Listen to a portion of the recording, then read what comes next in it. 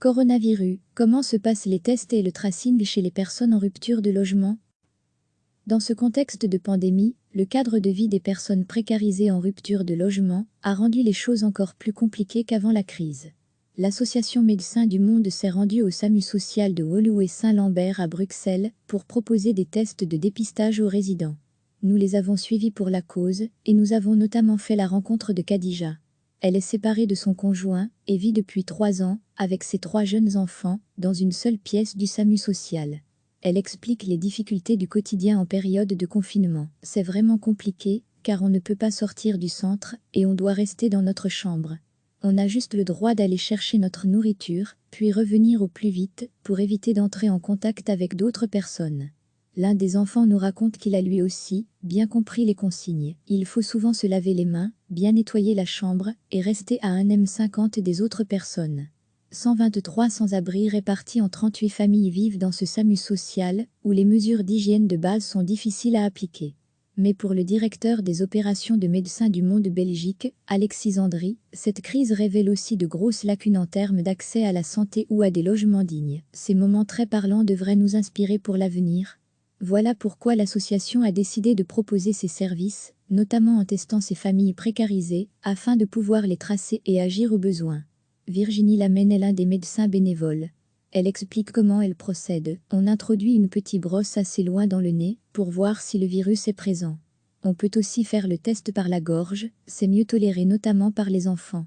Les tests partent ensuite au laboratoire qui renvoie les résultats 3 ou 4 jours plus tard. Les premiers tests ont commencé il y a un mois.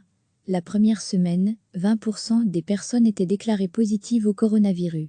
Depuis, ce chiffre a quelque peu baissé mais le virus continue à circuler. Notre vigilance doit rester importante, car notre capacité à gérer la crise passera d'abord par notre capacité à la gérer auprès des publics les plus vulnérables, explique le docteur Alexis Andry. Quand une personne est signalée positive au coronavirus, elle est emmenée dans l'un des centres de confinement de la Croix-Rouge et de Médecins sans frontières. Pour ne pas en arriver là, Médecins du Monde insiste sur la prévention. Mais les informations parviennent difficilement aux oreilles des sans-abri. Quand on arrive dans les centres d'hébergement, on constate clairement qu'un travail de sensibilisation est à réaliser en amont, mais aussi en aval, conclut le docteur Alexis Andry. À la fin de cette campagne, Médecins du Monde aura testé 2500 personnes en situation de précarité et en rupture de logement. Dans ce contexte de pandémie, le cadre de vie des personnes précarisées en rupture de logement a rendu les choses encore plus compliquées qu'avant la crise. L'Association Médecins du Monde s'est rendue au SAMU social de Woluwe-Saint-Lambert à Bruxelles pour proposer des tests de dépistage aux résidents. Nous les avons suivis pour la cause et nous avons notamment fait la rencontre de Khadija.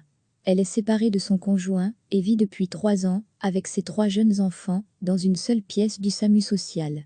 Elle explique les difficultés du quotidien en période de confinement. C'est vraiment compliqué, car on ne peut pas sortir du centre et on doit rester dans notre chambre. On a juste le droit d'aller chercher notre nourriture, puis revenir au plus vite, pour éviter d'entrer en contact avec d'autres personnes. L'un des enfants nous raconte qu'il a lui aussi bien compris les consignes. Il faut souvent se laver les mains, bien nettoyer la chambre et rester à 1 m 50 des autres personnes. 123 sans-abri répartis en 38 familles vivent dans ce SAMU social, où les mesures d'hygiène de base sont difficiles à appliquer.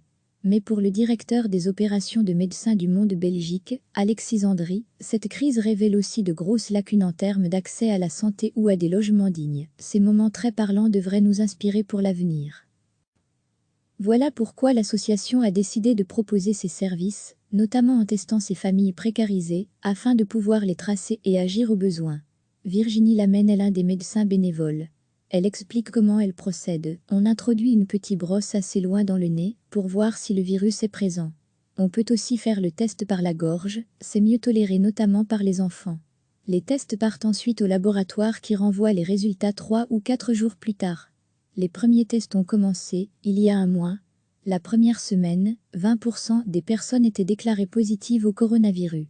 Depuis, ce chiffre a quelque peu baissé mais le virus continue à circuler. Notre vigilance doit rester importante, car notre capacité à gérer la crise passera d'abord par notre capacité à la gérer auprès des publics les plus vulnérables, explique le docteur Alexis Andry. Quand une personne est signalée positive au coronavirus, elle est emmenée dans l'un des centres de confinement de la Croix-Rouge et de Médecins sans frontières. Pour ne pas en arriver là, Médecins du Monde insiste sur la prévention. Mais les informations parviennent difficilement aux oreilles des sans-abri. Quand on arrive dans les centres d'hébergement, on constate clairement qu'un travail de sensibilisation est à réaliser en amont, mais aussi en aval, conclut le docteur Alexis Andry. À la fin de cette campagne, Médecins du Monde aura testé 2500 personnes en situation de précarité et en rupture de logement. Cliquez sur s'abonner pour recevoir les dernières nouvelles.